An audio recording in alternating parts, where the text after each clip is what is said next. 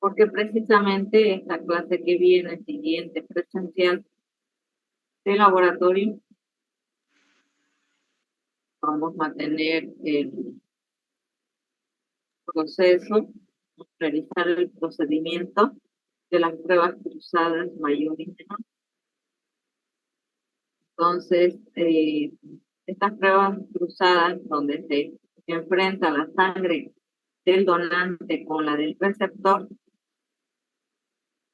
vamos a referir a prueba cruzada mayor cuando enfrentamos los antígenos de los glóbulos rojos del donante con el receptor, ya sea el plasma o suero. Te vamos a permitir en esta reacción, ¿no?, al mezclar el plasma con los eritrocitos del donante, para verificar si no hay anticuerpos en el receptor para los antígenos que tiene el donante. Esa sería la prueba cruzada mayor. Y la prueba cruzada menor sería al revés, donde el receptor, sus glóbulos rojos, vamos a enfrentar al donante, su plasma, para verificar si es que este receptor tuviese algún tipo de antígenos para los cuales los anticuerpos normalmente de tipo irregular, aquellos que se producen después de transfusiones o después de un embarazo, si el donante tiene en su plasma esos anticuerpos irregulares, porque desde ya por el grupo sanguíneo ABO y RH, este tipo de anticuerpos no tendrían que estar presentes, ¿no? Es decir, la incompatibilidad ABO o incompatibilidad RHD no tendría que suceder. Lo que estamos aquí queriendo verificar mediante estas reacciones es si no hay anticuerpos para los otros sistemas o para los otros tipos de antígenos y para los cuales entonces me genera una respuesta inmunológica, hay anticuerpos presentes y por eso va a haber anticuerpos. Entonces, cuando hablamos de prueba cruzada mayor, es porque estamos usando los eritrocitos de la bolsa de sangre con el suero o plasma del que va a recibir esa sangre.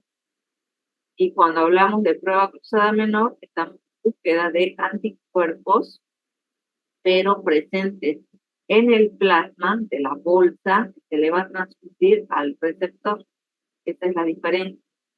En ambos casos vamos a aplicar una serie de medios, que como ser el medio de solución salina, el medio de albúmina o el medio de suero de Kuhn, para que se pueda hacer visible esa unión anticuerpo, ya que este tipo de anticuerpos generalmente son de tipo IgG y entonces no son aglutinantes por sí solos y por lo tanto no se va a poder visualizar la reacción a simple vista o simplemente al unir antígeno anticuerpo, sino que se requiere de ayudar a que esa reacción sea visible con estos medios de emisión.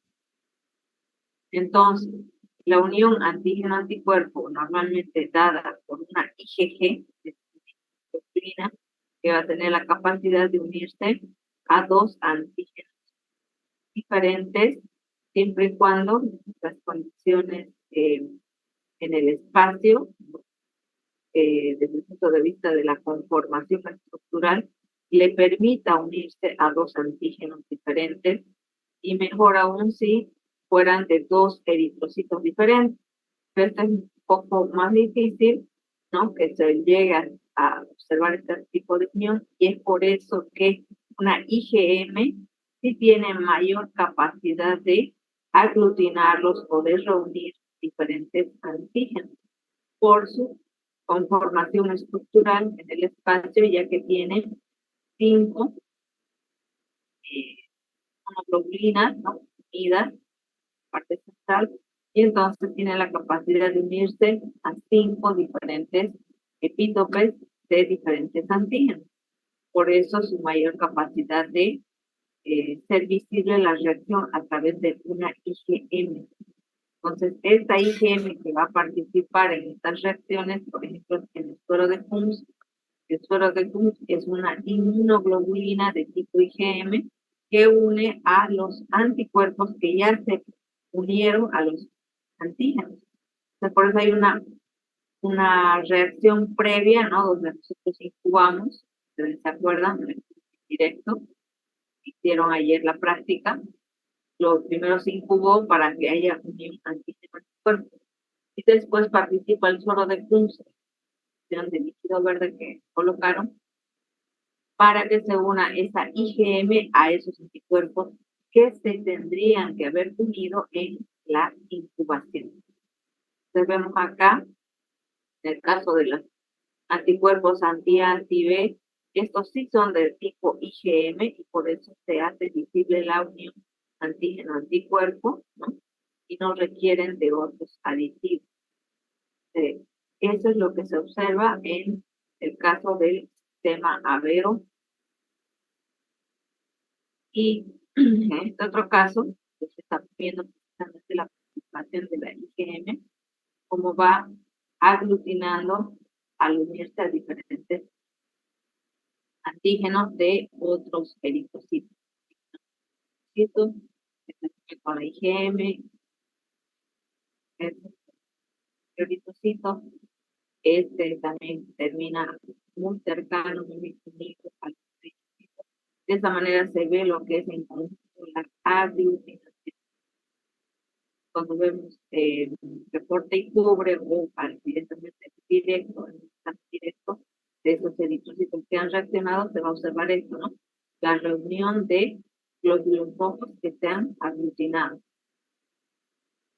Pues en el test de punto indirecto, que lo hicieron ayer en la práctica, también nos sirve para esta búsqueda de anticuerpos entre el donante y el receptor que hay en esta unión.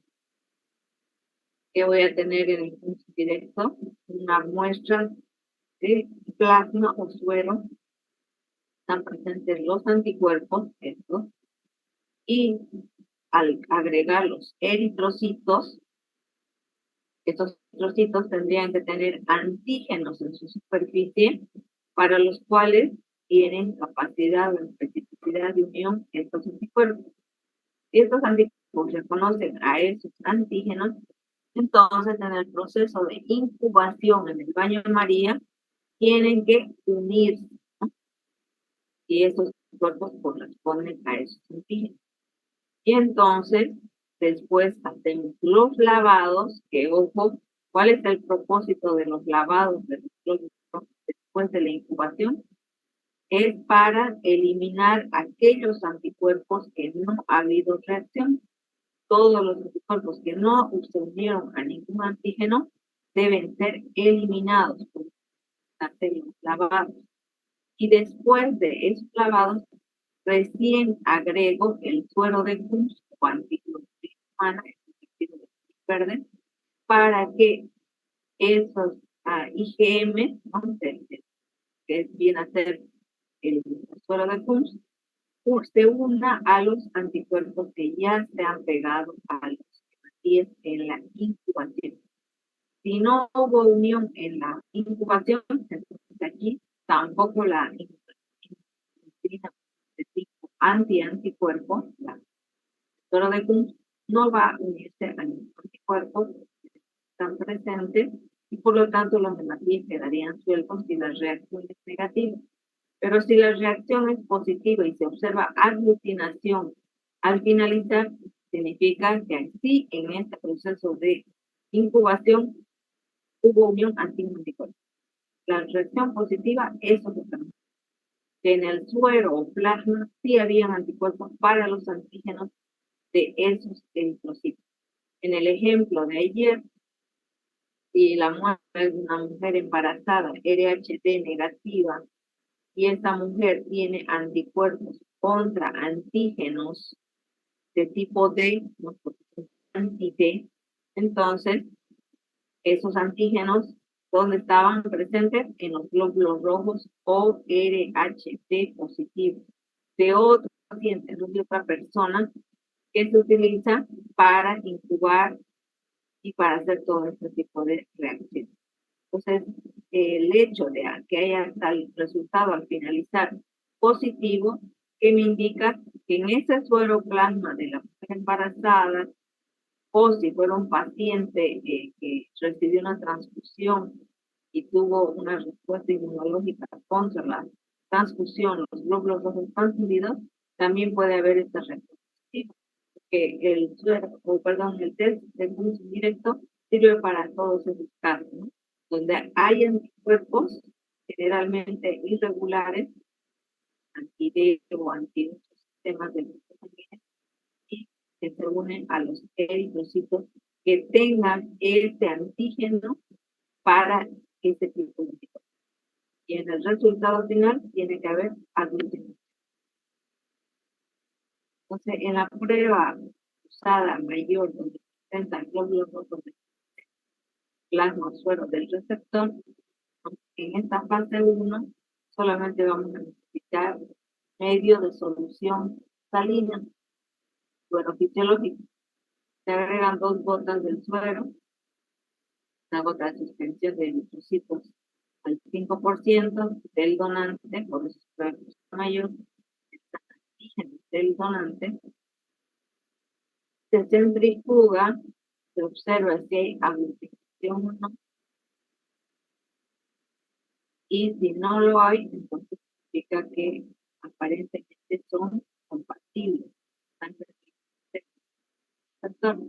En esta primera fase, ¿qué tendrían o qué podría descartar? La presencia de anticuerpos aglutinantes como son los de tipo IgM. Vamos tomando nota de eso. En esta fase de solamente solución salina, medio de sodio, nos sirve para descartar posibles reacciones de tipo IgM, ¿no? Del anti-A y anti-D. Si no hay aglutinación y tampoco hay hemólisis, entonces es compatible el donante y el receptor. Interpretación, ¿qué significa que si hay aglutinación o hemólisis? Es incompatible. Por lo tanto, no se puede hacer la transfusión y hay que buscar otra bolsa de donante. En cambio, si no hay reacción y es negativo, pasamos a la fase 2.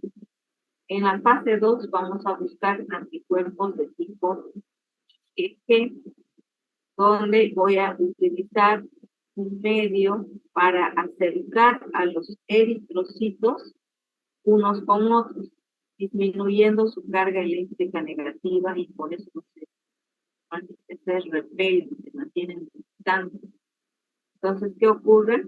Que aquí voy a agregar la mezcla de eritrocitos y plasma donante y el receptor, voy a agregar además albúmina.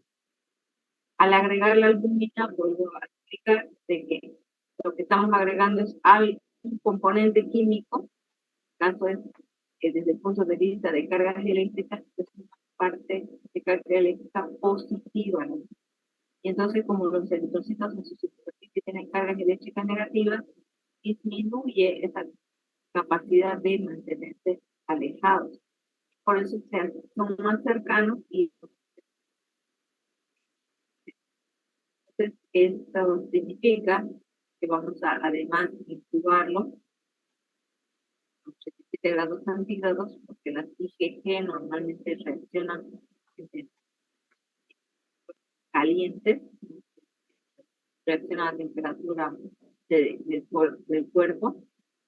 Luego se centrifuga, se observa la reacción, si es positiva o negativa, nuevamente hemólisis o hay aglutinación, significa que es incompatible exactamente. Esa misma reacción que estamos viendo en el laboratorio va a ocurrir dentro del organismo del receptor. Por lo tanto, si es positiva la reacción, ya sea de hemólisis o aglutinación, debo descartar esa para este receptor y tengo que buscar otra bolsa. En cambio, si es negativo, paso a la fase 3. En la fase 3 utilizamos el suero de pus, así como era el directo, parecido, vamos a empezar, solamente que normalmente agregamos también albúmina para acortar tiempos. Entonces, Una vez que esté incubado los eritrocitos y el plasma o suero del receptor, después lavamos 4 veces, es decir, antes de esto ha habido la incubación, ¿verdad?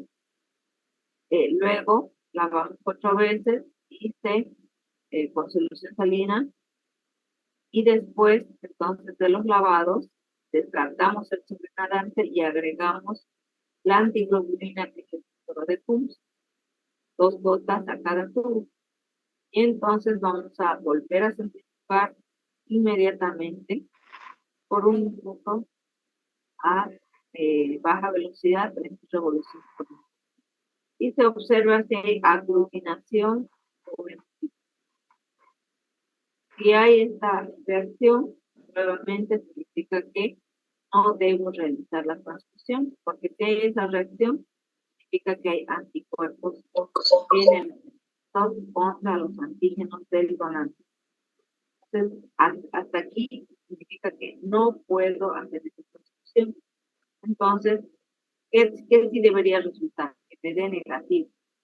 Y entonces, si en la fase 1, fase 2 y fase 3 me da negativo, es compatible la sangre del donante con el receptor y por lo tanto sí puedo realizar la transfusión. Para eso me sirven los 3 medios de las 3 fases, y en este caso es la prueba cruzada mayor. Pero si fuera cruzada menor, sería más cuando es los eritrocitos del receptor con plasma de la bolsa de sangre.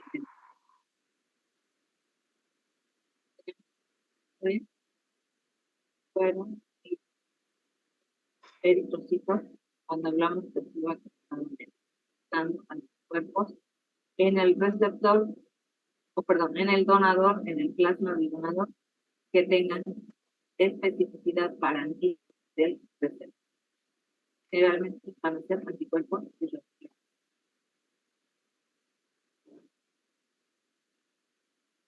La prueba cruzada menor, igualmente, se hace en medio salino, se hace en medio de turbina y también en medio de suero de Coombs. Entonces, lo que se hace es enfrentar el suero del donador, de la bolsa de plasma, y una gota de suspensión de del receptor. Se realiza el procedimiento ya explicado en la prueba cruzada mayor y se interpreta, ¿no? Ver si hay o no hay aglutinación o no. Si no hay, significa que es compatible. Lo mismo con albúmina, lo mismo con los. Y además también existe un tubo donde voy a hacer reaccionar la misma sangre del donante, perdón, del receptor con sus eritrocitos y sus sueros. ¿Para qué? Este significa el autocontrol. Es una prueba adicional que se realiza paralelamente a todas las anteriores pruebas. Se usa para detectar autoanticuerpos. Si el mismo receptor tiene anticuerpos para sus propios antígenos, detecta anormalidades séricas, ya que puede haber presencia de rollouts cuando se forman pilas de monedas de hematía. Significa que ese paciente probablemente tenga autoanticuerpos. Control se utiliza suero del receptor con suspensión de hematía del mismo reacción sí mismo, procesado simultáneamente a la prueba cruzada mayor. Se emplea y si hay a continuación hemólisis, que este paciente tiene autoanticuerpos. ¿Qué es lo ideal? Que no tenga negativo. El control de calidad de todos estos procedimientos también incluye utilizar control para que los reactivos estén funcionando correctamente en las condiciones de temperatura, de que esos reactivos se mantengan resguardados en refrigeración, la condición de frío, todo eso es parte de también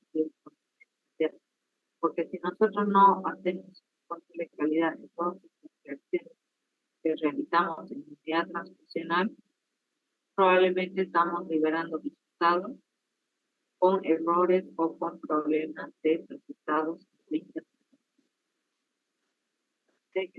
calidad en todos los procedimientos y en el funcionamiento de los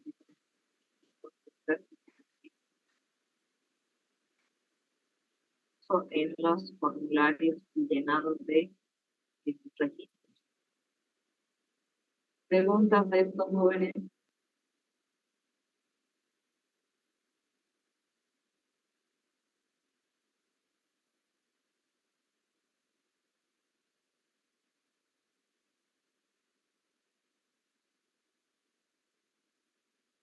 Nicole Rivera.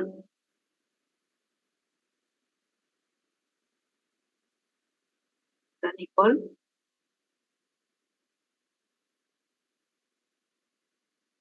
Estamos atentos.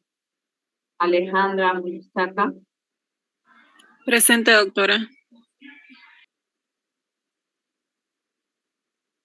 Gustavo Morales. Presente, doctora. Decimos que vamos a registrarnos con un nombre, un apellido. Seguimos con dos apellidos para el registro de su asistencia y participación en formal.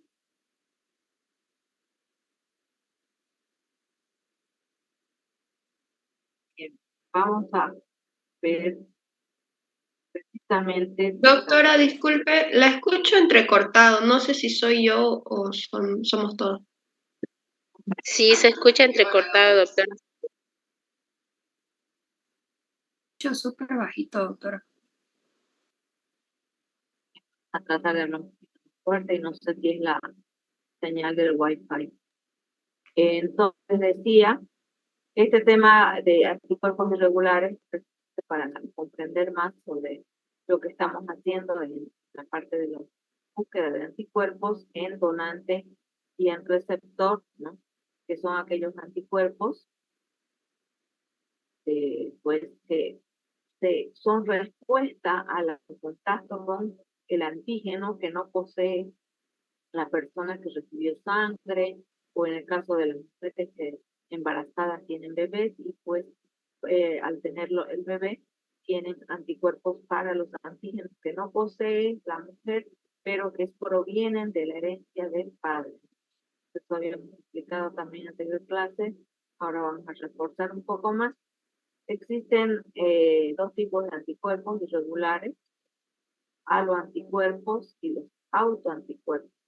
Los aloanticuerpos son para anticuerpos para antígenos dentro de la misma especie, es decir, para otros seres humanos, que nosotros al recibir una transfusión empezamos a producir este tipo de anticuerpos, a tener contacto con estos antígenos en una transfusión o en el caso del embarazo.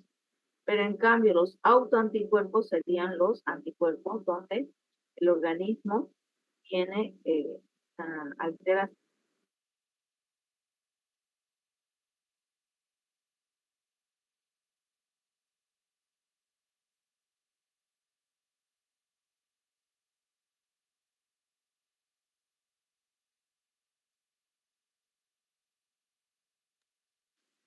alogénicos, es decir, de otros humanos, pero que son, que corresponden a este tipo. ¿Se escucha? Doctora Marinia, buenas noches. Buenas noches. Le cuento que su señal está mal, creo que es su Wi-Fi, porque se corta, doctora. No se la escucha muy bien. No sé si sería bueno que se salga y vuelva a entrar o no sé. A ver, vamos a salir y volvemos a ingresar, ¿sí? ¿Todos vamos a salir o solo la doctora? Todos.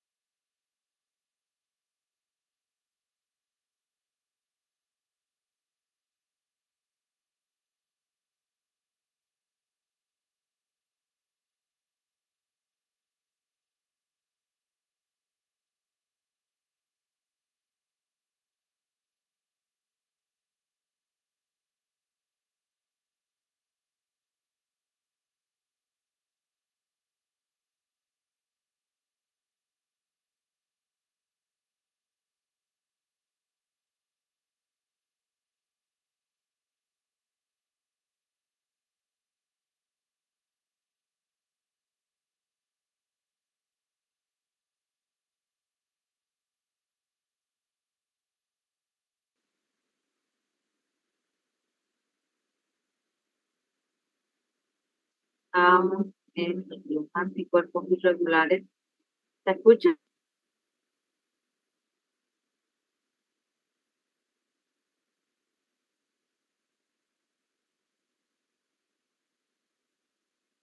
¿Logra escuchar?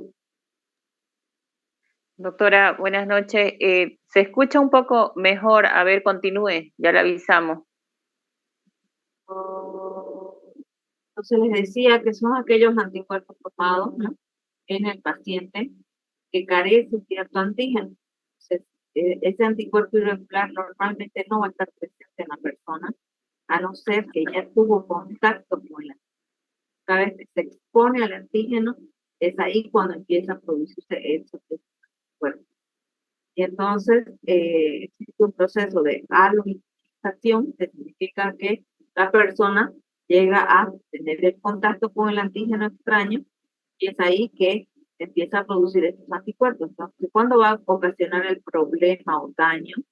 ¿No? Es en una segunda oportunidad cuando tome contacto nuevamente con ese antígeno. En una primera oportunidad se van a producir los anticuerpos.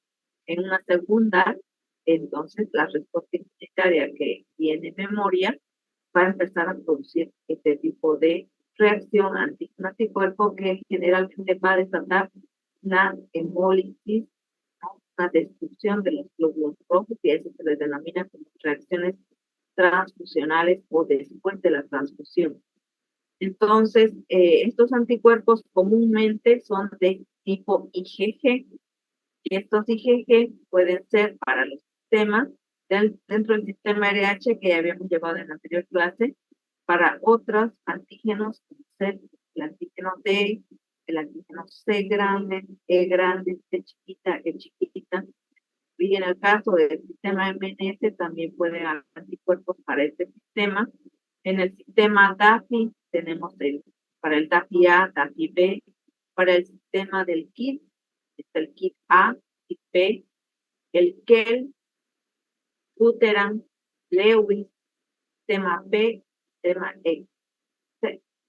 Comúnmente van a ser para los primeros tipos de sistema de grupo sanguíneo, para los cuales vamos a tener problemas de hemólisis o reacción transfusional. Estos otros en menor proporción, pero que también están presentes en esta lista porque sí llegan a causar en algunas reacciones. Lo que sucede es que la mayoría de la población son muy parecidos en cuanto a estos sistemas de grupos sanguíneos. Son algunos casos que sí tienen diferencia en cuanto a la presencia de el subtipo A o subtipo B, ¿no?, para el DAPI, por ejemplo, o para el KIT. En esos casos, cuando la persona no tiene este antígeno, es que va a producir anticuerpos. No es muy común que suceda esto en toda la población, sino que son algunas personas que tienen esta diferencia en cuanto a la composición de antígenos en sus eritrocitos. Comúnmente, ¿no?, estos pueden generar desde una reacción transfusional de tipo tardía o hemólisis tardía, que sería por estos tipos de anticuerpos contra estos antígenos. Y en el caso de la enfermedad hemolítica del recién nacido, es cuando el recién nacido tiene antígenos y la madre no tiene ese tipo de antígenos. Entonces, tiene anticuerpos para los antígenos del recién nacido o del feto. Entonces, también puede generar enfermedad hemolítica del recién nacido por consecuencia de que la madre ya tiene anticuerpos irregulares para esos antígenos. Generalmente esto va a ocurrir a partir del segundo hijo, ¿no?, porque ya en el primer hijo tuvo la aloinmunización y ahora ya tiene anticuerpos para esos antígenos del segundo o tercer hijo. Esta reacción hemolítica retardada, que vendría a ser una respuesta después de que hay una transfusión, puede ser desatada por una reacción intravascular o de tipo extravascular. Intravascular normalmente es cuando se desata una serie de reacciones a partir del sistema de complemento porque ya hay una presencia de anticuerpos de los hepatitis. ¿A qué nos va a llevar? Que dentro del torrente sanguíneo haya hemólisis. Estos anticuerpos realmente pueden ser también con el caso de la IgM. En cambio, de tipo extravascular, normalmente son anticuerpos de tipo IgG, una vez unidos a los hematíes, hacen que el componente C3 del sistema complemento, además, ayude a que haya una migración de células fagocitarias, sean destruidos estos hematíes por consecuencia de esta fagocitosis, o también por una citotoxicidad celular dependiente de anticuerpos. Ambos procesos inmunológicos, ustedes lo han visto en inmunología, ¿no es cierto? Es donde se observa que a consecuencia de esta unión antígeno-anticuerpo va a haber todo este conjunto de lisocimas, perforinas, y que van a terminar también ocasionando una destrucción de glóbulos. En ambos casos va a haber una embolización. Los anticuerpos irregulares, entonces, en el caso del ejemplo de la enfermedad hemolítica del recién nacido, decíamos que generalmente ocurre en una madre que es TDHD negativa, ella no tiene el antígeno D en sus eritrocitos, pero el bebé que viene con la genética del papá, que heredó el factor RH y por lo tanto el antígeno D presente en sus glóbulos rojos, y estos glóbulos rojos del bebé toman contacto con la madre, va a producir la madre anticuerpos anti-D. Y entonces normalmente esto va a generar problemas en el segundo o tercer hijo, que muchas veces ¿qué va a suceder? O que no nace o que tiene una muerte por causa de estos anticuerpos en su sangre del bebé, porque pasa el plasma de la madre hacia el sangre del bebé. Y eso lleva a la enfermedad hemolítica de recién nacido. Entonces, por eso es que existen una especie de, que le llaman vacuna, pero que en realidad son inmunoglobulinas anti-D, lo que se le inyecta a la madre, que es HD negativa, para que no sea su organismo el que produzca esos anticuerpos, para evitar que el organismo de la madre produzca anticuerpos anti-D, que se le coloca es estable de anticuerpos anti-D. De esta manera se minimiza la posibilidad de que ella produzca anticuerpos anti-D y esos hematíes sean destruidos y eliminados para que haya esta lo que hicimos en la parte de la práctica, ¿no? En el caso de los recién nacidos, se busca los hematíes que ya se unieron con los anticuerpos de la mamá. Si hay estos eritrocitos con anticuerpos unidos, que solamente es necesario hacer, lavarlos, una vez tomada la muestra, PDTA, y entonces luego enfrentar al suero de Kuhn, porque ya dijimos que el suero de Kuhn es una globulina de tipo IgM, que lo que hace es unirse a diferentes anticuerpos, que es anticuerpo, tiene la capacidad de unirse a otros anticuerpos de tipo humano, entonces de esta manera hace visible que sí había unión práctica. Para eso nos sirve el suero de Kuhn. En cambio, en la técnica del Kuhn directo, lo que estamos buscando son esos anticuerpos irregulares, esos anticuerpos de tipo IgG por lo general, como es el ejemplo del anti-D, pero mencionando que hay los otros tipos de sistemas también que generan anticuerpos para los otros sistemas, y entonces enfrentamos al hematíes, que son ORHD positivos, para ver si hay o no hay en este proceso de incubación. Y posteriormente se lavan para eliminar los anticuerpos que no reaccionaron y se enfrenta al suero del Kuhn nuevamente para verificar si hubo unión antígeno-anticuerpo en la fase de incubación. Entonces aquí tendría que haber la reacción positiva de aglutinación. Entonces, por eso también es que se hace una especie de semi-cuantificación al realizar las diluciones, porque yo puedo determinar si esa reacción es positiva solamente con el suero plasma puro o si en una dilución de 1 en 2 o de la serie 2, ¿no? Hasta qué dilución es positiva. En este caso se ve más azul las reacciones positivas, por lo tanto decimos de aquí es hasta este título sería el paciente positivo. Positivo, dilución 1 en 64. Este sería el caso de una paciente que se le ha realizado el test de Kunz indirecto. Algo que es muy importante acá es siempre el uso de controles, porque el control positivo me garantiza que los reactivos y todo el procedimiento está realizado correctamente. Y el control negativo me garantiza también que esos eritrocitos que usé, que son de otra paciente o positivo, que no tenga anticuerpos pegados ya previamente por una reacción propia en su organismo. Tengo que descartar esa posibilidad, porque qué tal que todo me dé positivo y en realidad es porque esos hematíes ya tenían una reacción positiva, ¿no? Para presencia de anticuerpos. Es decir, ella tenía anticuerpos pegados, ya sea porque son autoanticuerpos o porque quizás en una transfusión previa se pusieron anticuerpos a sus hematíes. Sea la razón que fuera, hay que descartar esa posibilidad de que los hematíes ya tengan anticuerpos pegados y eso me esté generando una reacción positiva. Entonces existen diferentes tipos de reacciones. En este caso, si vemos en el primer tubo, una reacción positiva muy fuerte, 4 cruces, y vemos que casi todos los glóbulos no están conglomerados, están agregados, todos ellos. Ya a partir de la siguiente dilución de 1 en 4, estamos viendo que ya hay porciones separadas y por lo tanto se indica cualitativamente que es una reacción de positivo 3 cruces, positivo 2 cruces, y así va disminuyendo, ¿no?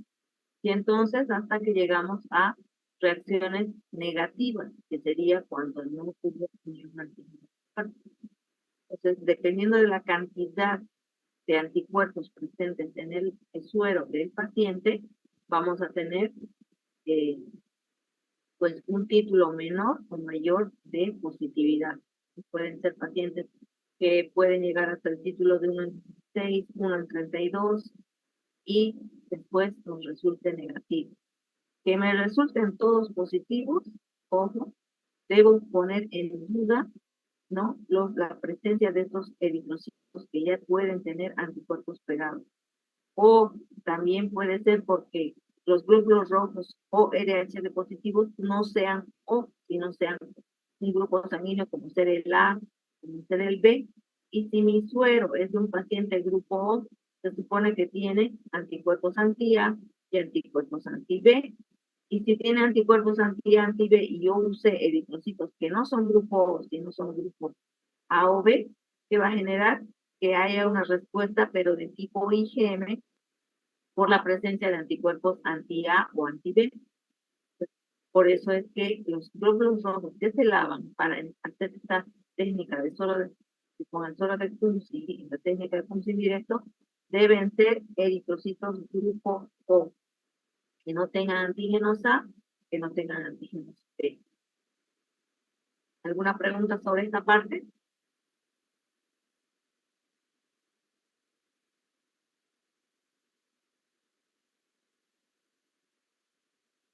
¿Qué títulos les dieron? ¿Hasta qué título les dieron positivo?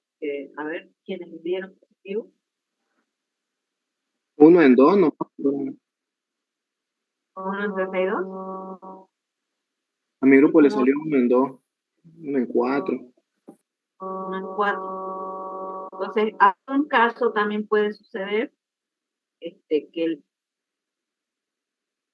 la reacción solamente me dé positiva con el suero puro.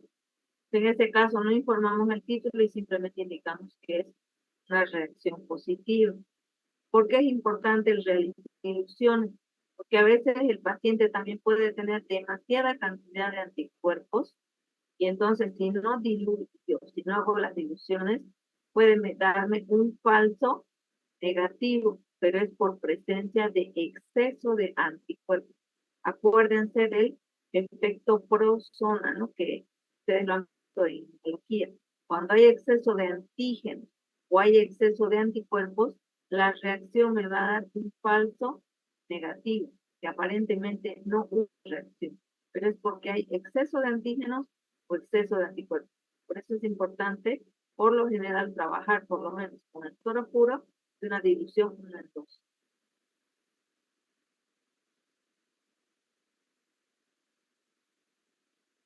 Si usamos el método de microplaca, se utilizan estos pocillos en tarjetas, que también lo explicamos ya en una clase anterior, ¿no? De lo que era el grupo sanguíneo, donde utilizamos hematíes que tienen el antígeno para los anticuerpos. Estamos buscando la presencia de la unión antígeno-anticuerpo. Igual nos sirve para la técnica de suero de Kunz, el método de Kunz directo. Se puede utilizar también este procedimiento con una previa, un previo incubación entre eritrocitos y el suero y después enfrentar al suero de combustible de la misma manera que era la designación de grupos sanguíneos, ver si los hematíes quedan atrapados en el campo intermedia y si pues pasan al fondo. Y la reacción, entonces según a eso, si hubo reacción acá y quedó atrapado, significa que sí hubo previa unión antígeno-anticuerpo. Entonces, la técnica de microplaca también se puede aplicar en estos pacientes, ¿no? Utilizando el suelo de Kunz y haciendo la incubación previa. Vemos acá, en este caso, las reacciones positivas, 4 cruces, 3 cruces, 2 cruces. Dependiendo de la cantidad de anticuerpos, la reacción va a ser más notoria positiva, toda una formación de una red de glóbulos tapados, o pueden ir descendiendo o quedar como negativos. Para la determinación del grupo sanguíneo, ¿no? Que también se utiliza la microplaca en gel, utilizando anticuerpos anti-A, anti-B, anti-D, el autocontrol, que es la misma sangre de la misma persona, ¿no? De eritrocitos y sueroplasma, para los eritrocitos de tipo A1 y de tipo B, que sería el método indirecto de determinación de grupos sanguíneos. Y la aplicación del uso de la microplaca. Otro caso, vemos acá, dio negativo con el A, se fueron al fondo los hematíes, no hubo reacción antígeno-anticuerpo en la capa intermedia, no quedaron atrapados, y sin embargo, en este caso, con el B, significa que sí tiene antígeno B y se unió al anticuerpo anti-B.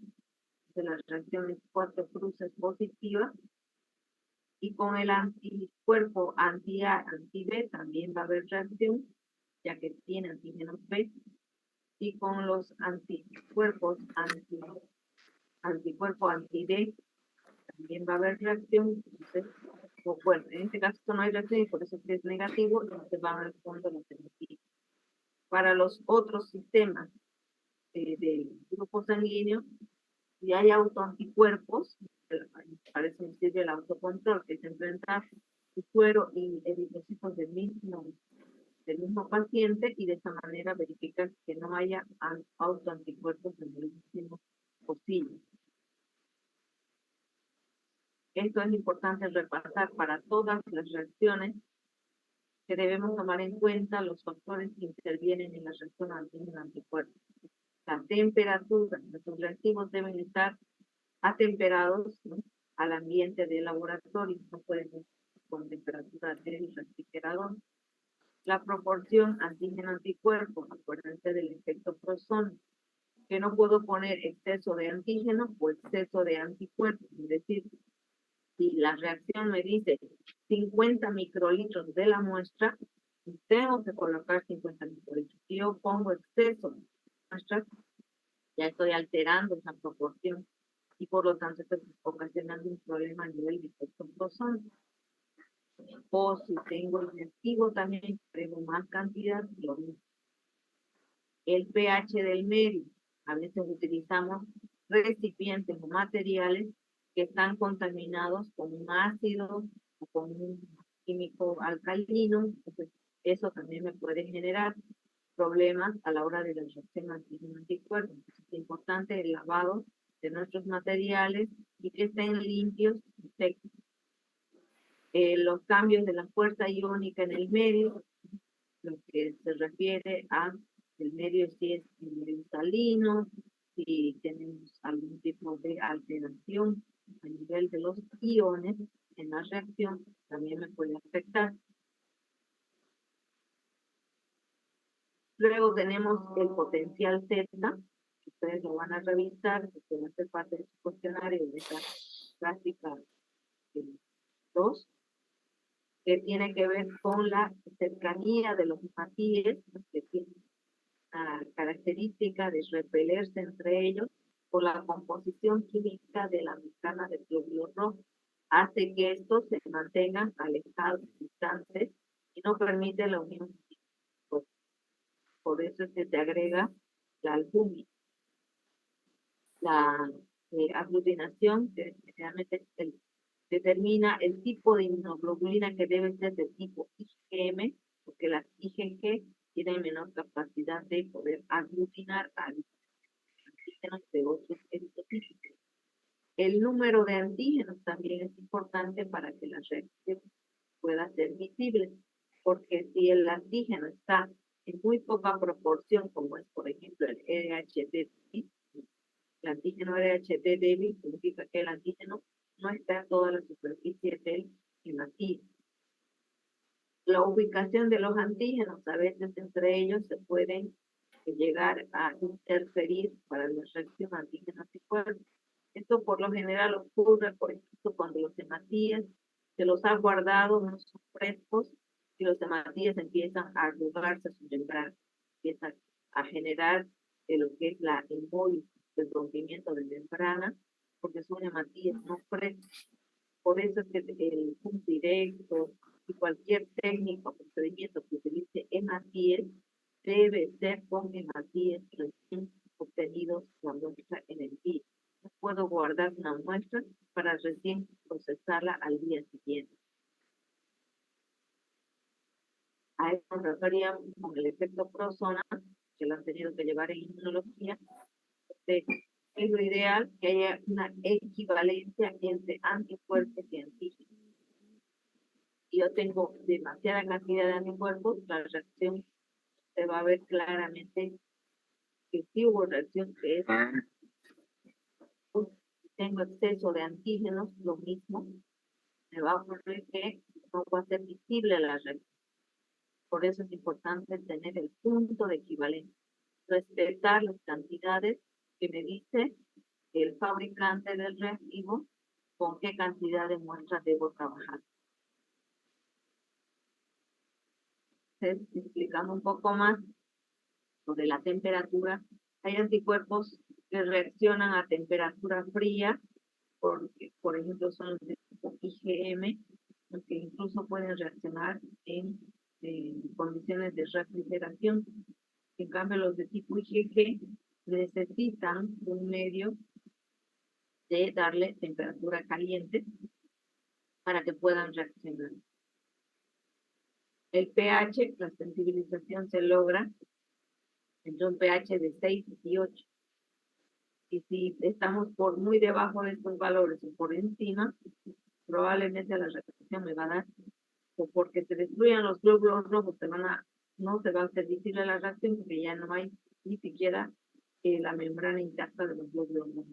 Voy a ver una reacción aparentemente negativa, ¿no? Pero en realidad los glóbulos rojos fueron destruidos por este cambio en el pH, porque ha habido una hemólisis. A eso nos referíamos con el potencial Z, de la presencia de estas cargas eléctricas de la membrana por moléculas presentes en el hematín. Pues, al ver estas cargas negativas, hace que los pacientes mantengan distantes. Una IgG no va a ser capaz de unir antígenos diferentes de cada hematín. En cambio, la IgM que tiene esta capacidad de unirse a 5 diferentes antígenos, pues, por eso es que nos sirve el uso de el suero de Kunz, ¿no? En este caso. La detección de anticuerpos irregulares, por lo general necesitamos el uso de eritrocitos que tienen diferentes antígenos para los otros sistemas. Estamos hablando del KEL, del GAFI, MNS, de los otros sistemas, y por lo general se empieza usando 2 conjuntos de eritrocitos. Se le llama eritrocitos pantalla, pantalla 1, pantalla 2.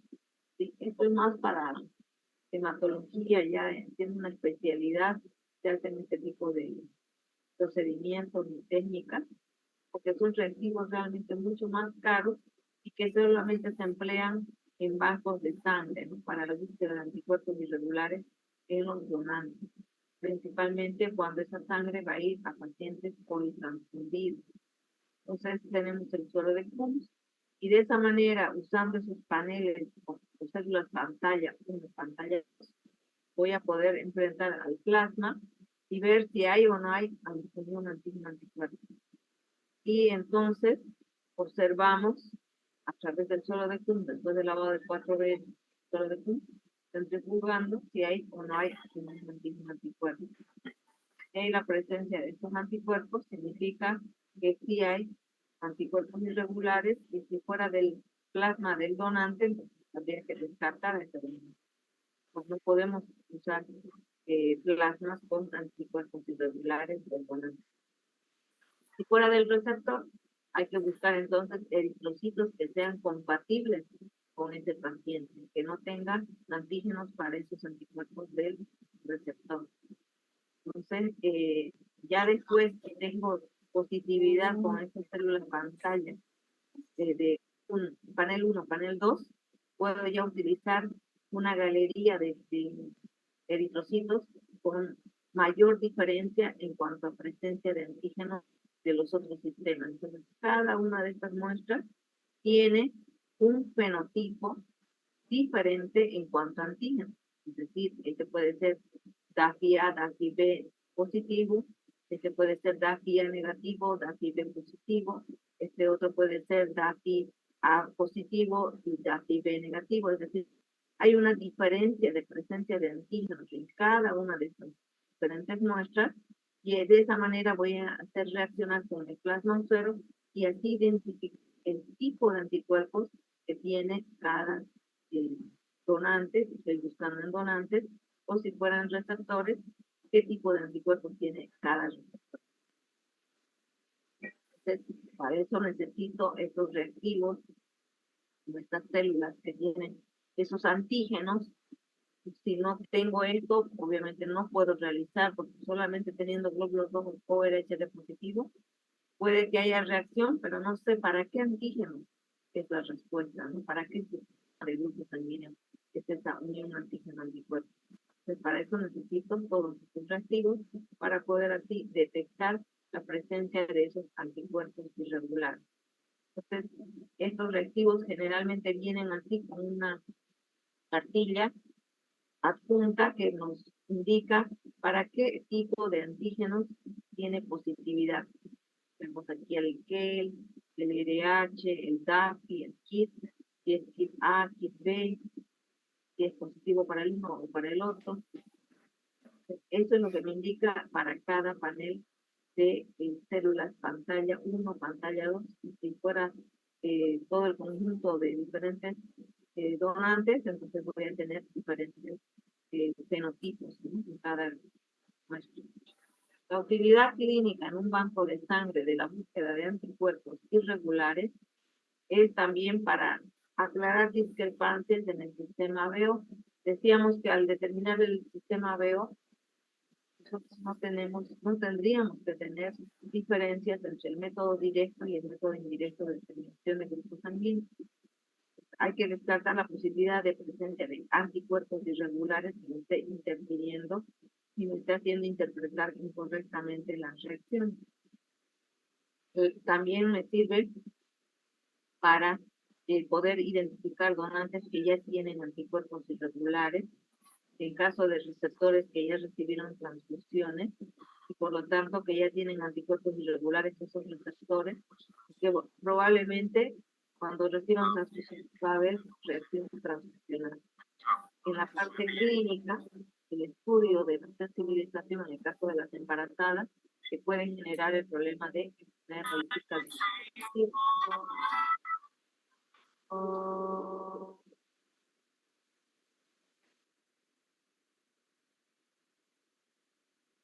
Estudio de anemias hemolíticas autoinmunes por presencia de autoanticuerpos y también estudio de reacciones post-transfusionales en los pacientes que ya recibieron una transfusión, que han hecho hemólisis, esta búsqueda de anticuerpos irregulares.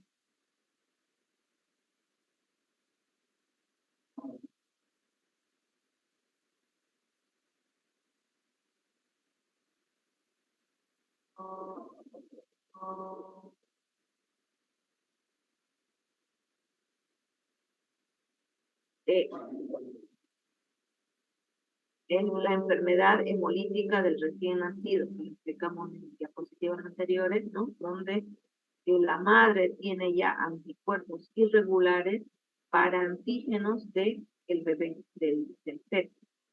Y ese feto, si llega a tener un antígeno anticuerpo con la sangre de la mamá, entonces va a haber esta enfermedad hemolítica.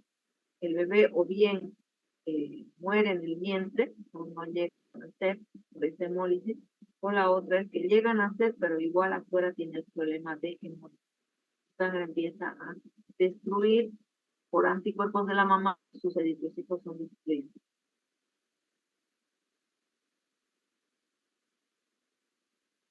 ¿Está bien?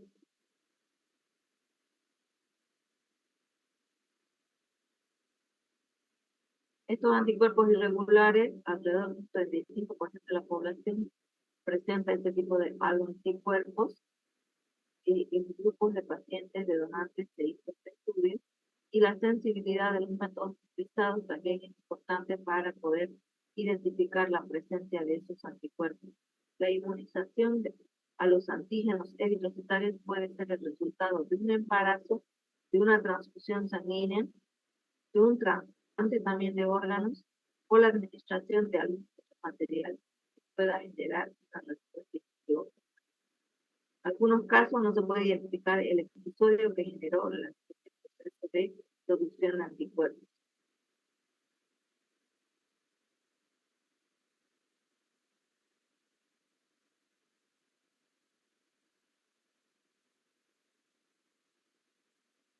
¿Tienen alguna pregunta sobre esta parte de los anticuerpos irregulares?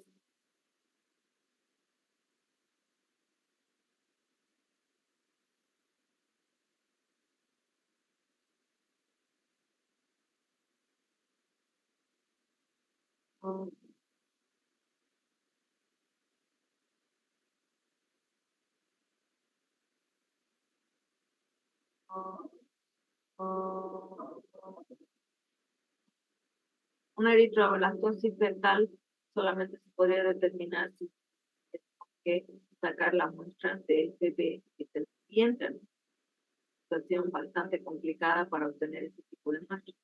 Lo que sí se puede identificar es cuando nace el bebé y tiene la posibilidad de captar sus eritrocitos y hacerle la técnica de punto directo. Si le hacemos la técnica de punto directo, ahí sí vamos a poder identificar que los hematíes de ese bebé tiene anticuerpos pegados, y sospechando de que provienen de la mamá, de anticuerpos de la sangre de la mamá con la sangre del bebé.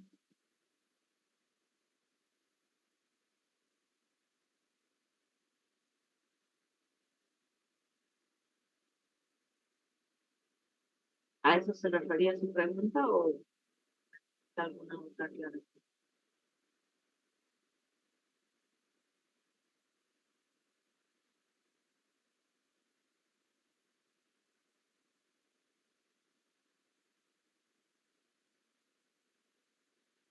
Harry.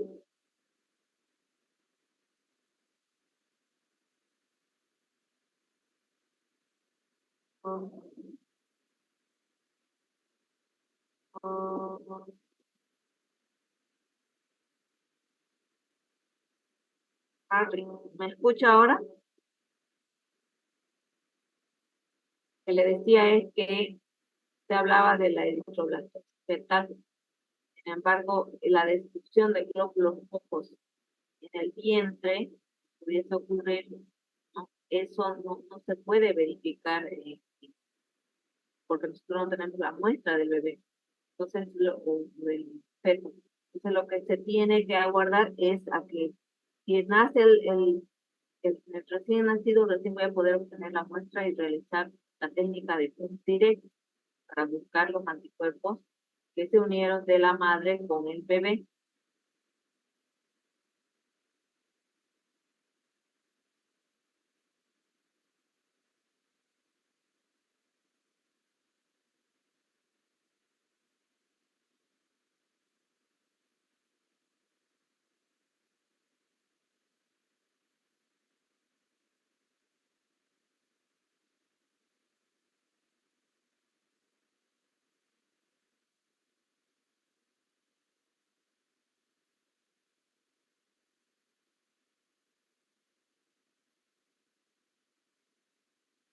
Doctora Noemí, ¿está?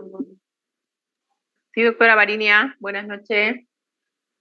Bien, ¿alguna explicación adicional que usted pueda añadir a esto en base a las prácticas de la experiencia que tuvieron ayer de las determinaciones de directo e indirecto? Bueno, ayer ya prácticamente hicimos la práctica, ¿no? Con los estudiantes y fue bastante larga así el cubo indirecto, que ellos pudieron tener la experiencia también. Y bueno, pero pudimos ver, como dijo uno de los estudiantes, que habían tenido dilución, uno en 32, uno en 4, otros hubieron negativos. Entonces, bueno, adicional a todo esto lo que usted ha explicado, bastante claro. Entonces, sobre todo también en la... yo les explicaba al final de la práctica de los cuidados que se deben tener, ¿no? De los reactivos, de la fase preanalítica de las muestras, tener siempre el cuidado, ¿no? De los tubos que estén siempre limpios, secos, porque en la práctica no estoy diciendo que están mal los materiales, sino que a veces hemos tenido que trabajar, por ejemplo, en los tubos mismos que se trabajó en el primer grupo, tuvimos que trabajar en esos tubos, entonces estaban lavados ya con agua, tenían que secar con papelitos, entonces esas cosas, por ejemplo, no tienen que pasar en la parte del análisis clínico, pues, ¿no? En los laboratorios, cuando ya estamos con los pacientes. Entonces, eso, bastante cuidado en lo que es el material, en atemperar los reactivos también, no trabajar cuando los reactivos están fríos porque estamos sacando de la heladera de 2 a 8 grados centígrados. Y esos cuidados, ¿no, doctora? Tener eso anoche no les expliqué ya en el último grupo porque ya no hubo tiempo. Eso, doctora, sería. Exactamente, como explica la doctora Noemí.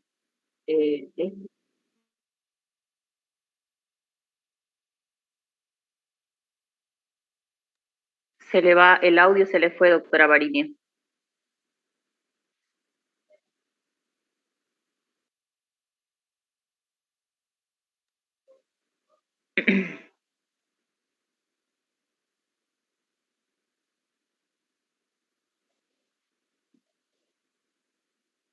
No sé si usted me escucha, doctora Varinia, pero sigue sin audio.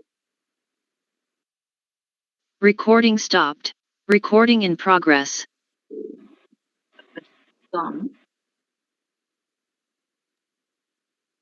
¿Escucha?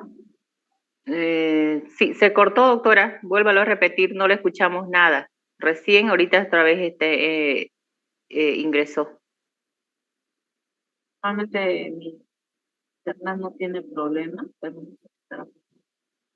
Bueno, entonces les decía que qué importante es que nosotros respetemos, ¿no? Lo que dice el fabricante del reactivo en cuanto a las proporciones que debo utilizar, porque estos procedimientos ya están estandarizados. O sea, algún laboratorio quizás dice, vamos a usar microtécnica y modificamos, ¿no? Y utilizamos menores cantidades de reactivos o de muestras, y todo eso puede ocasionar que mi reacción, mi resultado e interpretación sea incorrecto, porque voy a liberar un resultado falso positivo o falso negativo.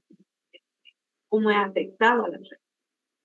La temperatura, las condiciones de limpieza de los materiales, que si los reactivos o soluciones de lavado que se utilizan para los tubos, todo eso me puede interferir en las reacciones y estar liberando resultados incorrectos, y que eso va a afectar a un paciente. Un paciente que se puede ir con un resultado falso negativo, cuando en realidad en su organismo sí está viendo esa presencia de anticuerpos. Que yo diga, no tiene anticuerpos, la reacción antígeno-anticuerpo no existió y por lo tanto libero el resultado como que sí es compatible el donante y el receptor. Y entonces, ¿qué voy a descartar? Que ese paciente no debería haber sido transfundido con esta sangre y sin embargo recibió la transfusión. Eso no puede ocurrir ni en un banco de sangre, ni en una unidad transfusional, tampoco en un laboratorio de análisis. Por eso es tan importante que revisemos los materiales, todas las condiciones de la reacción. Para la siguiente clase en laboratorio, por ejemplo, ustedes van a hacer el medio de fase 1, fase 2, fase 3 que explicamos, ¿no? Que hay un medio salino, medio de albúmina y medio de Kunz, suero de Kunz, que por si acaso la técnica con el suero de Kunz es un poco más larga por la incubación y los lavados. Entonces, solamente por hacer el proceso del procedimiento de la práctica, vamos a empezar por hacer ese que es más largo, ¿sí? Entre medio de la incubación vamos a hacer la fase 2, que sería con albúmina, y la fase 1 paralelamente. Pero si en la fase 1 hubiese reacción en el orden que debería ser, ¿no? Fase 1, fase 2, fase 3. Si la fase 1 me diera reacción positiva, yo ya no tendría que hacer fase 2, fase 3. Pero, ¿por qué lo vamos a hacer al revés? Por solamente cuestiones técnicas de tiempo, de que no vamos a disponer de poder primero procesar la fase 1, luego la fase 2 y luego la fase 3. Pero teniendo ustedes el conocimiento de que deberíamos hacer en este orden. Que en la fase 1 descarto posibilidad de reacción de anticuerpos IgM, anti-B, entre los más importantes. En la fase 2 ya son de tipo IgG, pueden ser incluso de tipo anti-D, anticuerpos que sean posibles, que aglutinen gracias a la participación de la albúmina, que lo que hace es acercarme a los hematíes. Y la fase 3, que es pues la que nos asegura completamente que no hubo para nada reacción antígeno-anticuerpo. Para eso me sirve la fase 3 con el suero de Kunz. Y de esa manera logramos hacer la práctica completa de las 3 fases, ¿no? Utilizando eritrocitos del donante para hacer la prueba cruzada mayor, que es usando los hematíes del donante, que se supone que vienen de la bolsa del donante, y más el plasma o suero del receptor. Eso harían este siguiente miércoles.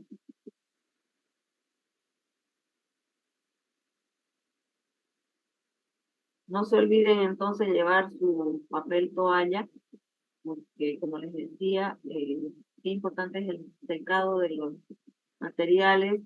Si en algún caso ven un tubo sucio, no lo usen, pidan más tubos al auxiliar, que el auxiliar busque más tubos arriba, pero si los tubos están sucios, visible a la suciedad, no se deben usar.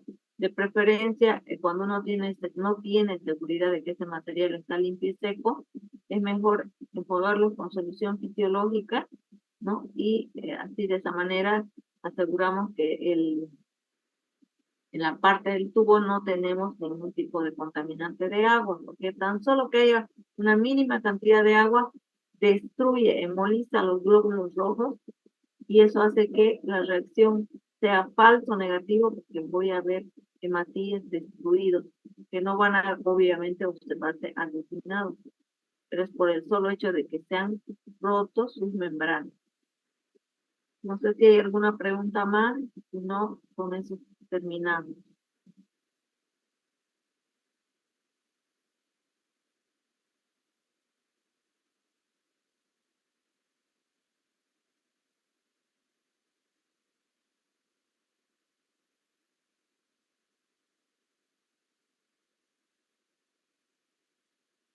¿Todo entendido entonces, jóvenes? ¿Alguna pregunta, algún comentario sobre la práctica? Les voy a pasar por el grupo WhatsApp su cuestionario y ya tienen el formato de la presentación de informes. No se olviden que la doctora Noemí Machuca nos está colaborando con la parte de laboratorio, entonces igualmente la siguiente clase va a recoger sus informes. Entonces, con eso me...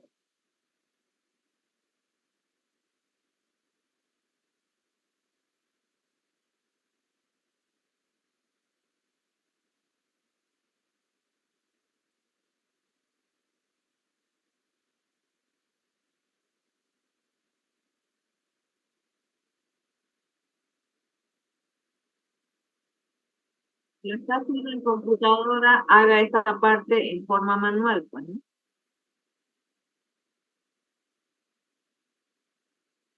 Pero sí se necesita que estén numeradas las páginas, porque ha ocurrido oportunidades jóvenes y ustedes deberían hacerse su propio control de páginas, porque resulta que el estudiante presenta, por decirles, un informe de 10 páginas, pero llegado un momento le faltan 1 o 2 páginas y cree el estudiante que está presentando completo. Llegado el momento está incompleto y es porque no hubo un control de numeración de páginas. O sea, por eso se les pide con numeración de páginas.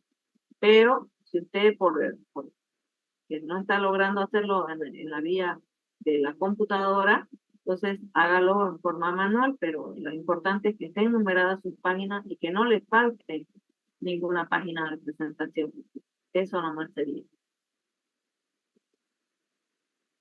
Que tengan entonces todos buenas noches y me despido hasta el siguiente jueves con lo que es la teoría y con la doctora Noemí Machuca para el miércoles, ¿no?